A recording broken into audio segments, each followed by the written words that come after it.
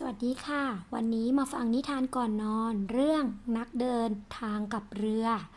มีนักเดินทางกลุ่มหนึ่งเดินทางมาถึงริมทะเลและตัดสินใจที่จะต่อแพเพื่อข้ามไปยังอีกฝั่งหนึ่งเหล่านักเดินทางจึงขึ้นไปบนภูเขาเพื่อตัดไม้มาต่อแพทันใดนั้นเองนักเดินทางคนหนึ่งสังเกตเห็นบางสิ่งบางอย่างลอยอยู่กลางทะเลเขาจึงพูดขึ้นกับเหล่าสหายที่เหลือว่าข้าคิดว่าพวกเราไม่ต้องเสียเวลากันอีกต่อไปแล้วดูนั่นสิ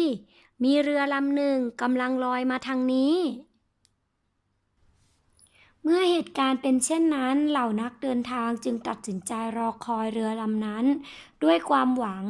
พวกเขานั่งรอทั้งวันทั้งคืนจนกระทั่งเผลอหลับไปพอรุ่งเช้าเหล่านักเดินทางต่างพากันไปดูที่ชายหาดแต่สิ่งที่พวกเขาเห็นกลับเป็นเพียงท่อนซุงท่อนหนึ่งเท่านั้นนักเดินทางคนหนึ่งจึงพูดขึ้นว่าเป็นไปไม่ได้มันจะกลายเป็นแค่ท่อนซุงไปได้อย่างไรกัน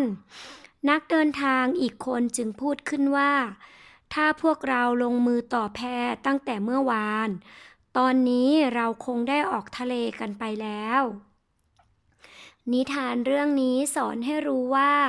อย่าคาดหวังกับสิ่งที่ยังมาไม่ถึงจงลงมือทำในทันทีคืนนี้ขอให้เด็กๆนอนหลับฝันดีนะคะ